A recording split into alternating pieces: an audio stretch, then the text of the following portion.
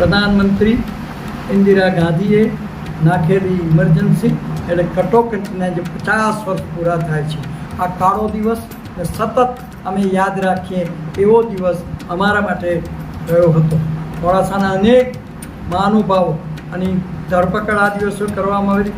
મોડાસા કેળવણીના પૂર્વ પ્રમુખ શ્રી રતિભાઈ બી શાહ, માનદ મંત્રી પરમાનભાઈ દોશી, નવીનભાઈ શાહ, કેપી જોશી, પ્રાણજીવનભાઈ જેવા અનેક લોકોને ધરપકડ થયેલી અને આ ધરપકડને પેરોલ પર છોડાવવા માટેના પ્રયત્નો મોડાસા નગરના નગરજનો કરતાં પણ પેરોલ મળ્યું નહોતું. અહીંયાથી કોઈ એકબીજા સાથે વાત કરવા પણ તૈયાર નહોતું. પોલીસ ડિપાર્ટમેન્ટની એવી ભીખ હતી કે કોઈને કશું કહેવા પણ તૈયાર નહોતું. છોડાવવા માટે સારું પ્રમાણપત્ર જોઈતું હોય તો મોડાસાના કોઈ નગરજનો આપવા તૈયાર નહોતા.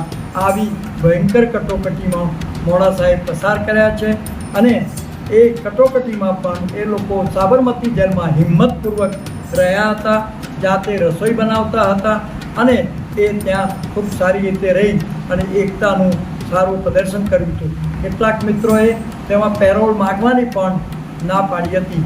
આ કટોકટીના દિવસો અમને સતત યાદ રહેશે